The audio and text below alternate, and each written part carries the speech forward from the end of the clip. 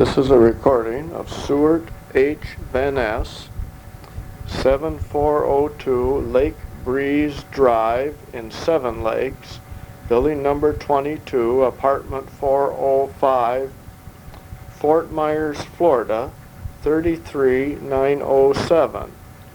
Van's phone number is area code 813-482-6802. The recording was made by Jim Walkinshaw of the Oldsmobile History Center on January 20th, 1989 at Van's home. This is tape number 1 of 1 tape. Van also maintains a home in Michigan at 400 Lakeview Court, apartment 19C, Spring Lake, Michigan, 49456. Van's phone there is 616-846-2277. Well, Van, if you could just start with your name and your address and your phone number, if you would. Okay. This is Seward Van Ness, and we're enjoying Fort Myers, Florida. The street address is 7402 Lake Breeze. Our condo number is 22-405. We do have a telephone. Area code is 813-482-6802. Do you remember what your zip is here? 33907 is our zip. Okay. And for those of you who want to visit us in Michigan, the address is 400 Lakeview Court, number C19, Spring Lake, Michigan, 49456. Okay. Give us a call first. You got a phone up there, Van? The area code is 616-846-2277. That's great. Great for sunshine in both places. Now, maybe you could just back up to when you started at Oldsmobile. What you started doing, what you were, where you were, and so forth. What was going on? The year is 1948. After applying for a job in the Ford's plant, I received a call from then Thomas Darton saying they'd started a proposed college graduate and training program. There wasn't a soul in Oldsmobile that knew exactly what they were going to do, but he guaranteed it would be a good program. And so that's how we came to Oldsmobile. Okay. After my wife graduated on Wednesday, I graduated on Friday. We got married on Saturday, came to Oldsmobile the following Wednesday, and went to work on Friday. Wow, 1948. Busy week.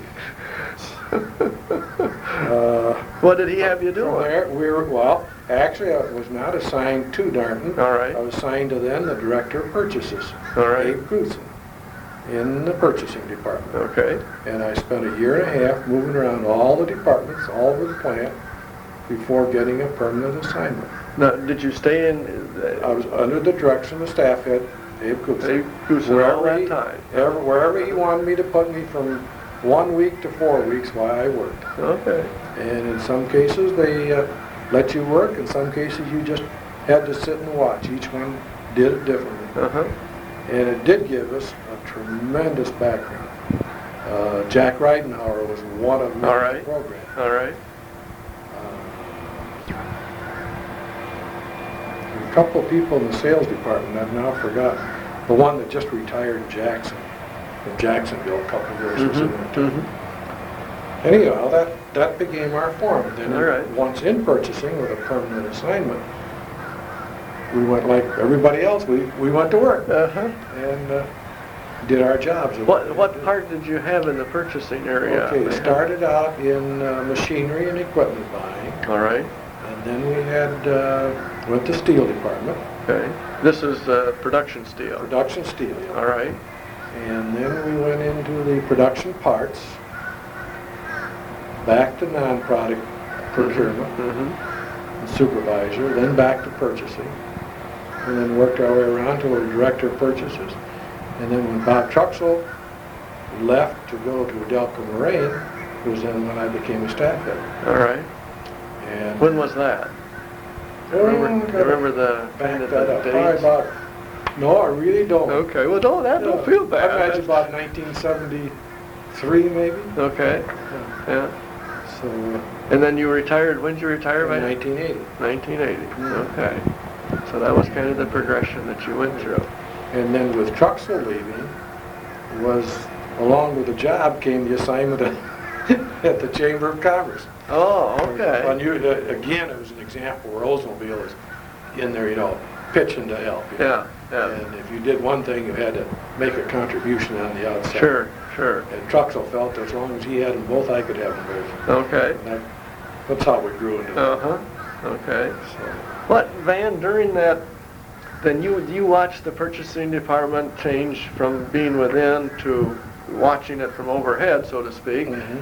What kind of happened during that many years of span? What significant changes occurred? Did we change how we did business? Well, yes. There was one element that crept in. There was a strong ethics program. All right. Got started, probably about 1959 when that started. Okay. And, became more and more of a thing. Yeah.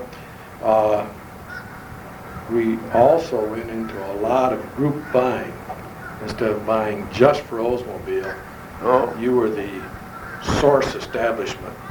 It was the forerunner of today when just the engineering releases now go, and you buy it based on an engineering release. But we'd establish a source and we were responsible, and then other people would come to us and find out who you bought, or we'd go to them. Okay. And now it's become sophisticated with the right. engineering releases and stuff. So that was the forerunner of it. All right. And where you bought just for one plant and all the plants, and then back into it. Do you remember how many folks were there when you first started? I'm going to estimate around 60, something like that. Okay.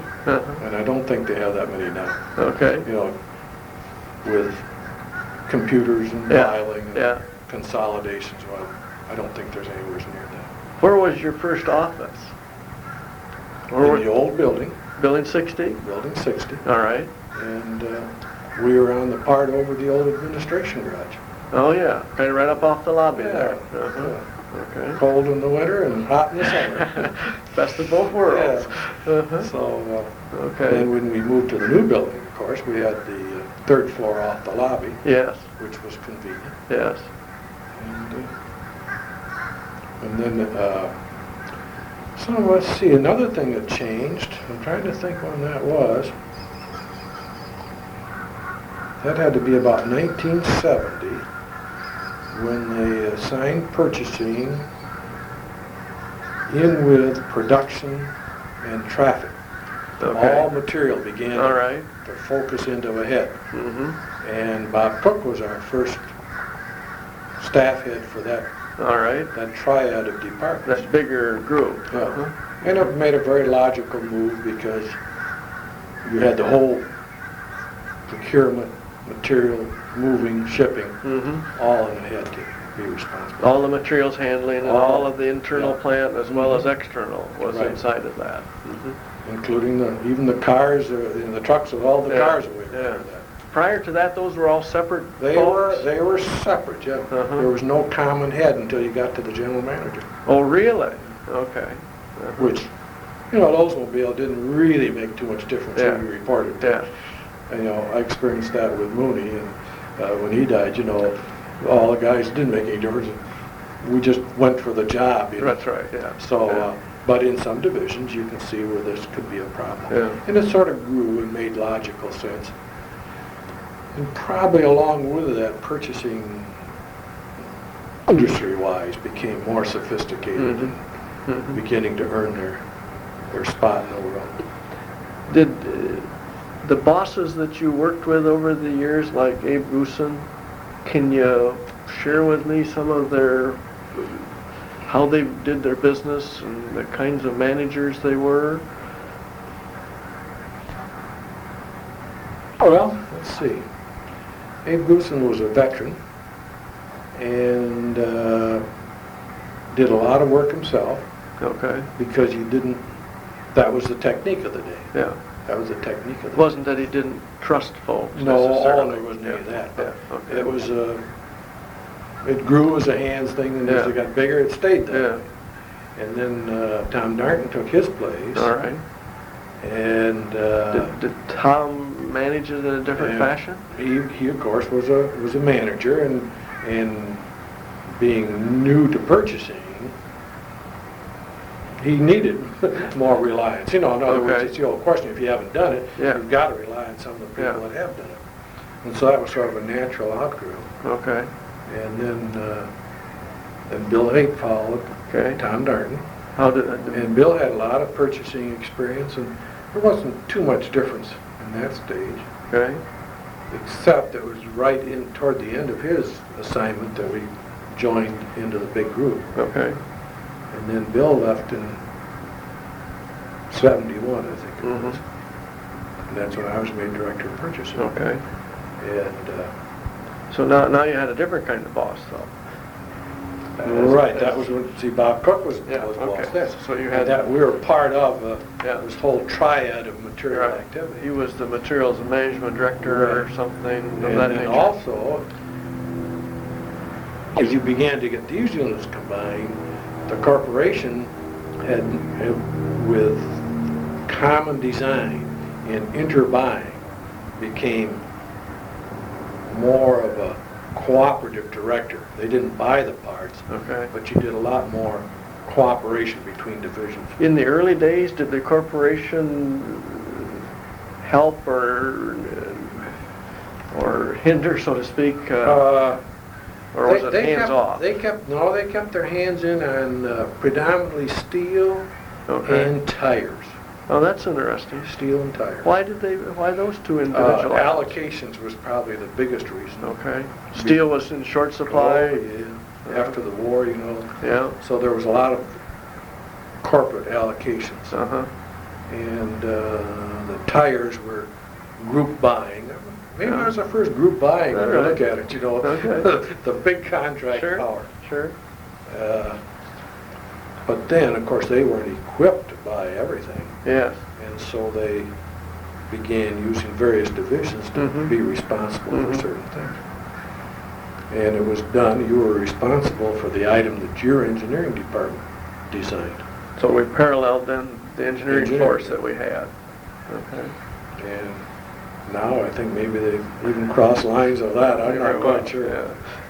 How about general managers? Can you remember any of those, Van, that you can share with us, their managerial skills or techniques or whatever that you can bring back to mind? Well, the one we know the closest was our Bob Cook. Well, sure. Yeah, I know. That's recent, you know. Yeah. I think earlier than that, I don't know that. I did work for Howard Carroll for a short time before he went, and he was a man that had a good engineering background, and then the tragic Baker sequence. Of course, it just. Well, John Belts was there John somewhere. Belts was there. Yeah. Did those individuals like Carroll and Belts have a fairly good feel for the materials world and the purchasing world, that sort of thing? Only in relation to the respect of what we were doing. Okay. They did not have a hands-on. They came through the engineering deal. Yeah. And so here again, they relied heavily on those who had done and would do the job. Yeah. And were they the type of individuals that would listen to those recommendations that would come from your organization, or did they have different ways of doing that? Never had any problem with them not listening. All right. Of course, background understanding allowed him to respond easier, you know, or with less effort. Yeah, he understood. He extemporaneously. didn't need a background explanation on why we were there sometimes. Yeah. And so from that standpoint, it's great you get those ones. Sure. But so far as the others, No, they have a record that Yeah. has been great. Yeah. It's been great.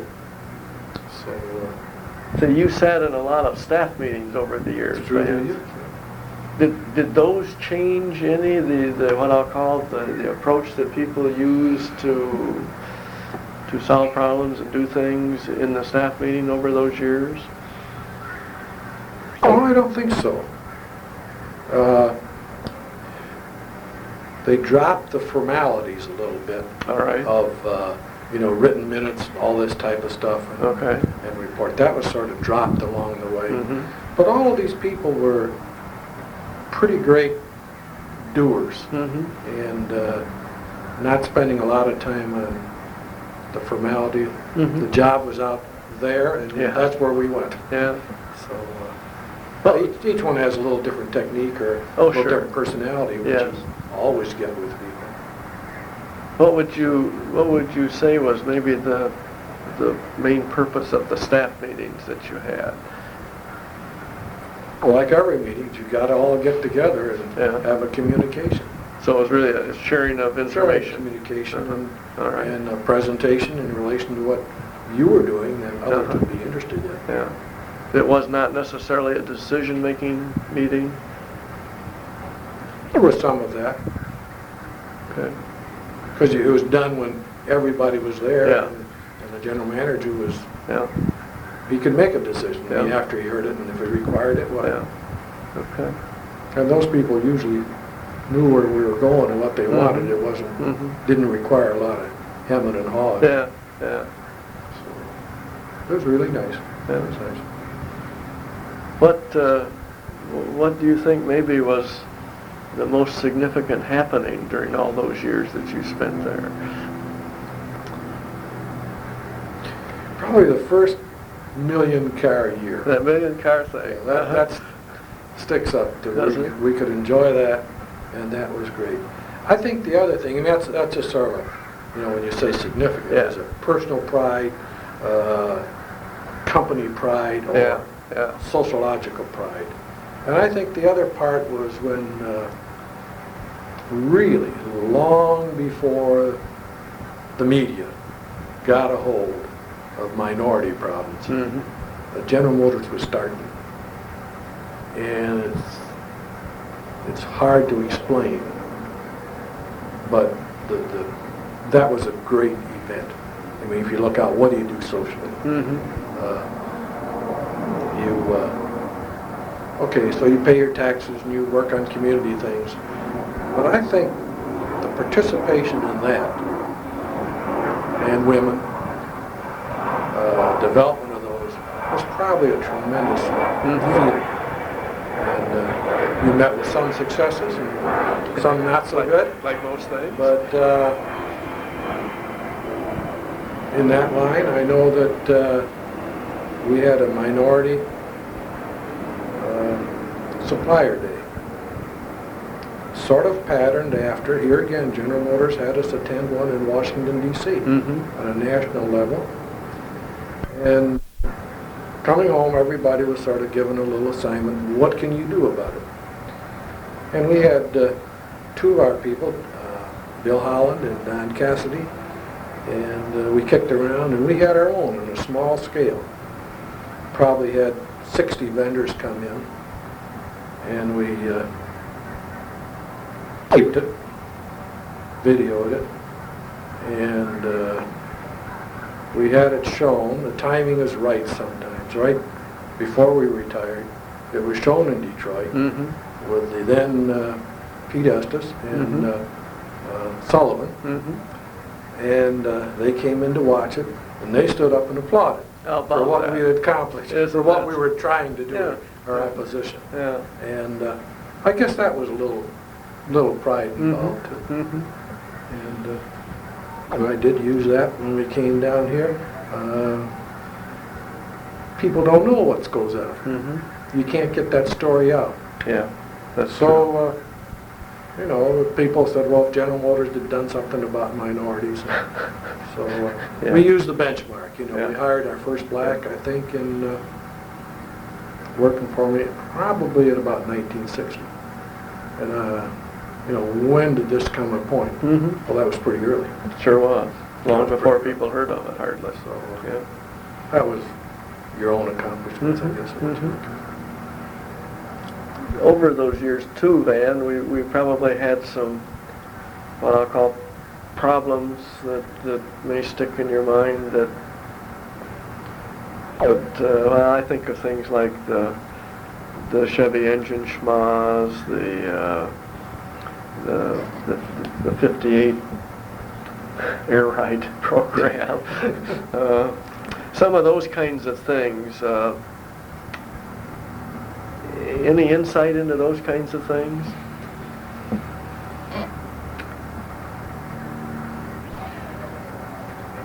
No, I guess the only thing you can say, when you had a problem, we were all pretty close together and pitched in and got it done. Yeah. And never experienced anything where somebody really went to work to pin it on somebody. Mm-hmm. There was the normal responsibility type of thing, but it wasn't huge efforts to get busy and pin it on somebody so I'm clean. Mm-hmm. And I guess another thing you can be grateful for, because a lot of places you can't say that. A lot of places you can't say that. Yeah. And there was always, get it fixed and go. Yeah. I'd forgotten about the air ride, Jim. Just happened to run across it in the archives the other day. Yeah. Oldsmobile was what I would call reasonably successful, and probably a lot of reasons for that. But what do you think maybe were some of the outstanding reasons for our, quote, success in the marketplace and success as an organization? As an organization, it's because we were physically close to everybody. Okay. And early on, you started working to those goals. Now, you can be physically close and you can have local people different than city people, but you still got to work on it. Yeah. And some of this was done long before we had fancy names. Yeah. And if you just think back of most of your supervisors and stuff, were all on the battleground, and they had an understanding, and that's pretty important. You talk QWL and quality centers and listening to people. All the new... We did a lot of those things when you didn't have names for them. Some people were naturally adept at it or worked it a little bit better. And there were supervisors that didn't. Well, sure. But basically, I think maybe because of all of that, you got there.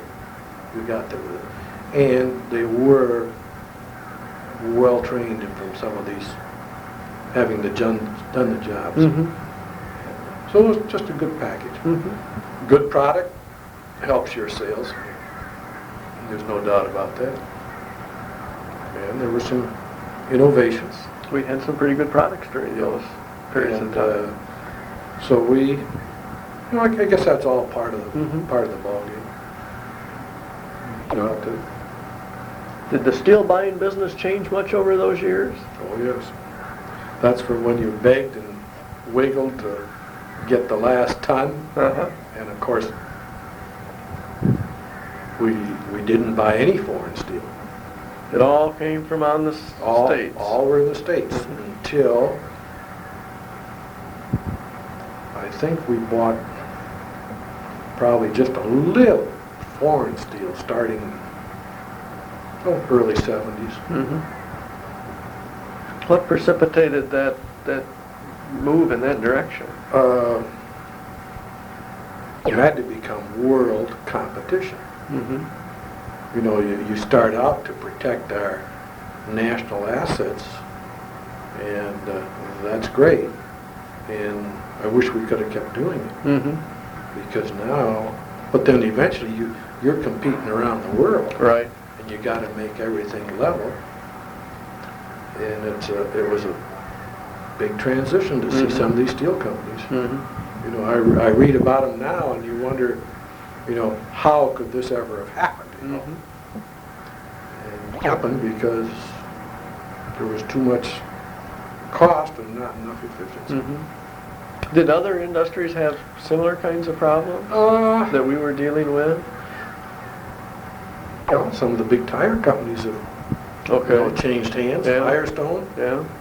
big family-controlled. Mm-hmm. General Tire. Yeah.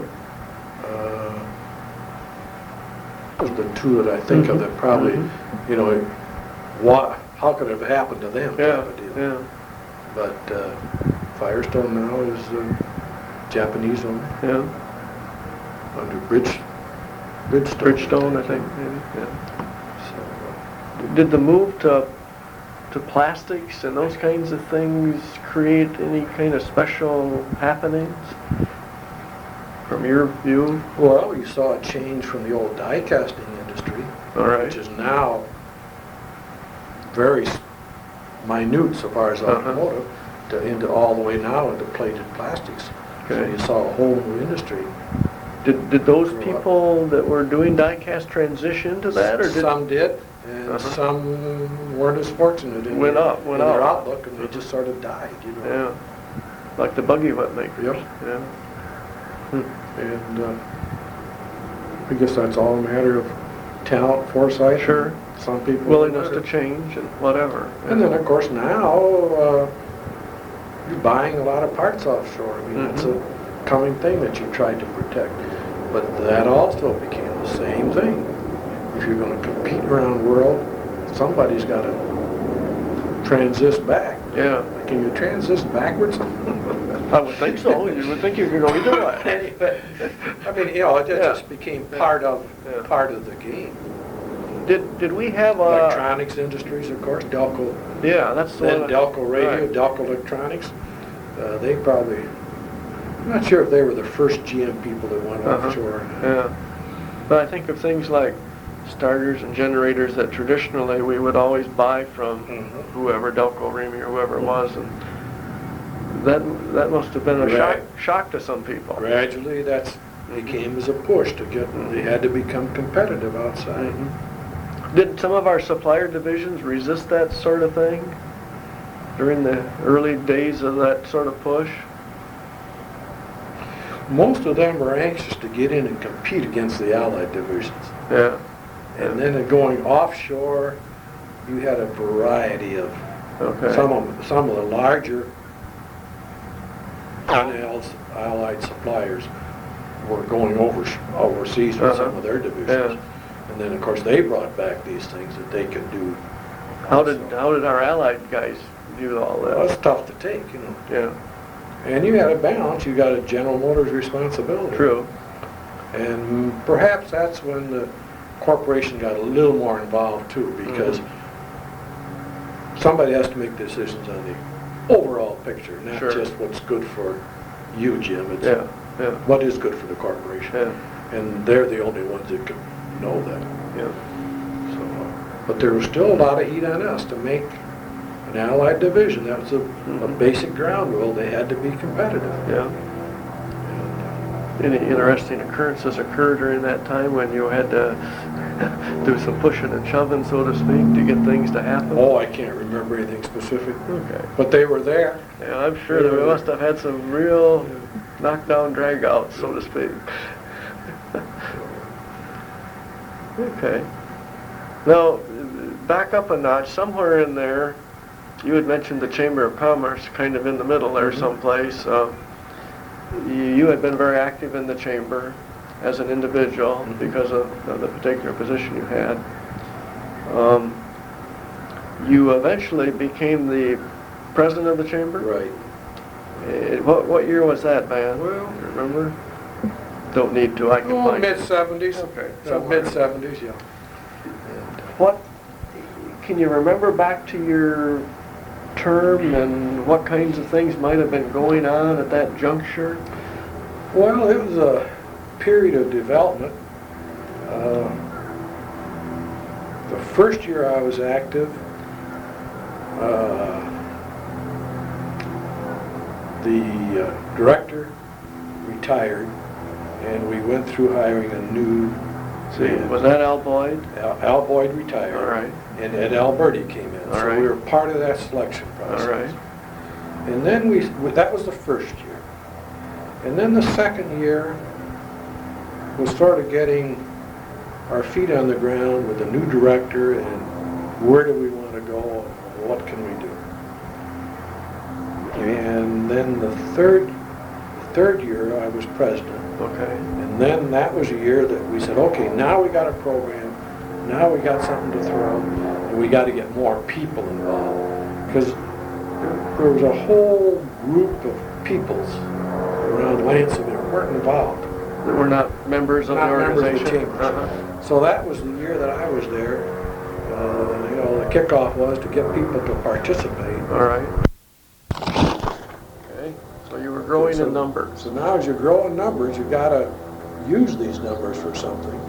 And that was started about the year after I was president. All right. Of having concrete programs and being strong enough to make themselves feel. What were we doing for members during that time frame? Okay. That was probably one of the problems of the early chamber. Okay. It really was. In other words, it was you weren't strong enough to do a whole lot. Okay. I mean, it had to be low key, and you didn't Yeah. have it. And as you got numbers, then they began to get better, more good people. It wasn't left to just a few. And see, Nan Martin brought a lot of realty people in, and there's a lot of strength there so far as wanting to do something Yes. for Lansing because they wanted realty. Sure. Part of the And, business. You were able to get more people in, the hotel people and the restaurateurs and the small business groups and stuff. So they began to make themselves feel involved. During that time also was when EDC started. Okay. And it was sort of a parallel or in a way, so far as goals, with the EDC having a specific thing of developing and bringing in new business. But they were parallel. Was that wasn't part of the chamber per se, was No. it? That was a separate organization. That was a Lansing, City of Lansing Yeah. activity. All right. So, During the selection process, when you changed from Boyd to Alberti, was it? What kinds of things did you folks have to do? How many people did you look at, and what did you advertise? What did you do? the chamber has, the U.S. Chamber has facilities for distributing information. Yeah. And then we advertised in several papers around Michigan. Okay. And we probably had 100 applicants. Wow. Okay. Most of them were from other chambers, either the normal thing where they wanted to come to a bigger city. They had been Michigan people and went to Ohio or someplace and come back. But they were generally executive directors of some kind and maybe a smaller All chamber. but one that we really ended up interviewing Okay. had been executive chambers, or executive directors of other chambers. Okay. And we settled on Alberti for a Okay. while. What did the director, what was his task in those days? They actually pretty much run and did it. All right. I mean, remember the board Yeah. were all workers. They had jobs to do. Sure. So you couldn't devote a whole lot of time to the hands-on operation. You'd call Ed and say, can you do this or that or the other thing? We even looked to them for ideas. Okay.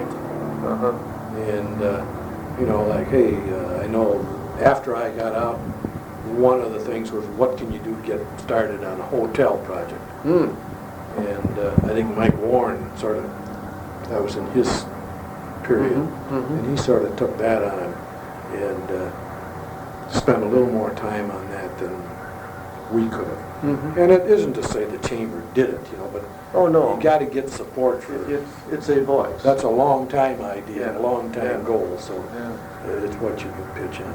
Ed Harden helped us tremendously as we became stronger in working with the state legislature. And who else was on the board at that time? Do you remember any of the other individuals you were working with?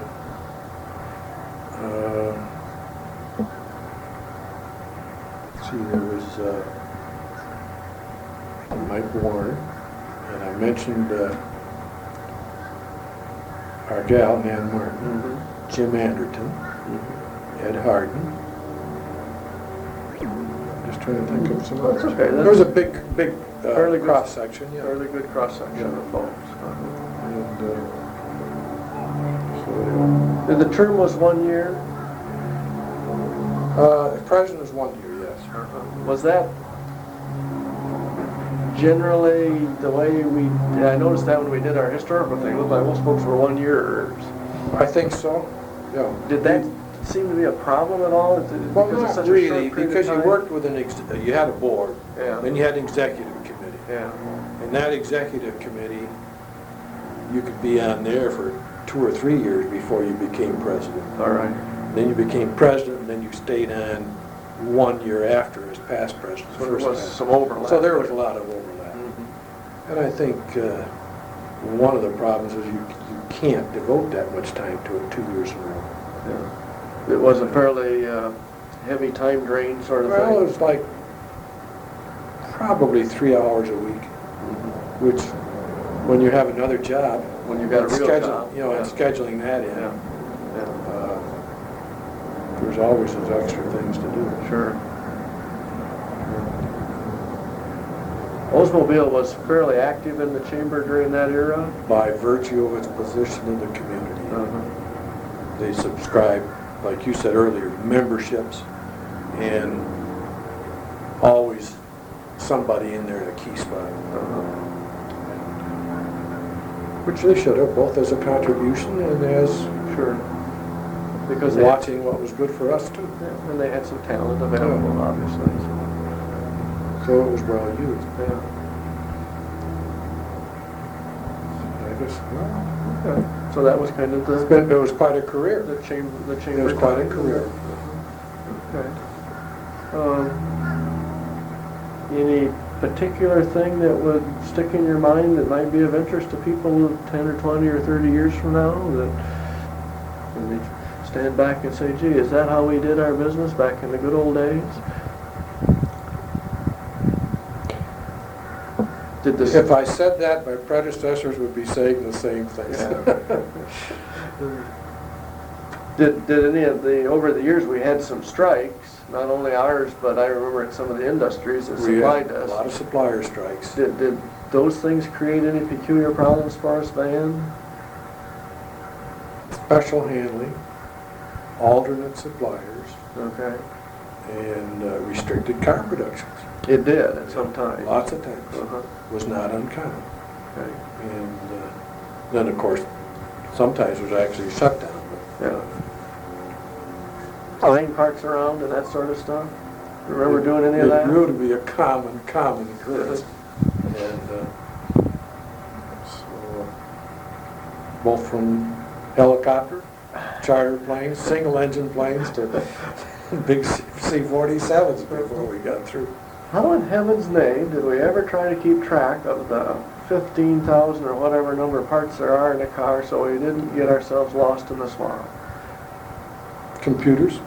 But we didn't have computers all of that time you were Well, here. remember, we didn't have all those parts then either. Yeah. You know, it was simpler. Back when you started, it was all piece of paper, wasn't it? A lot of it was a printout. In some cases, we'd start with a number of cars. Yeah. And then how much per car, and run it out on a computer or calculator. Well, it wouldn't be a computer then. Not in that time. Yeah. And it must have been either adding machines, longhand or one of those multiplications, little punch jobs. Yeah. And then you'd make your handwritten releases out. Did the computer era, did that significantly, other than people, did that significantly change our approach to things? I think it allowed us to become more diversified. you know, we used to have 3 cars, Right. 98, 88, and 78. Super 88 Yeah. or something. And all of them, you know, were a lot of common parts. Yeah. And again, it was just this division virtually. Well, then as you began adding car lines, I don't know if the computer caused that or whether the computer allowed us to do it. Jim. I think the computer allowed us to do that. Yeah. And so it just became a way of life. Yeah. It was absolutely mandatory that we had one at the end, obviously. Oh, yes. Did the schedule guys work with you too, or were they part of the thing? They were part of the program. And the creation of the schedule, how many cars they were going to build, how did that kind of get formulated? Well, again, that came in conjunction with the sales department. All right. Gordy Osborne was the one that was there the spell of the longest, and then Tom Smith. Yeah. But from there started, or maybe total cars from, you know, marketing, corporation, business outlook, and then everybody's opinion and guess and estimate as to where it would be divided. Okay. And eventually get broke down.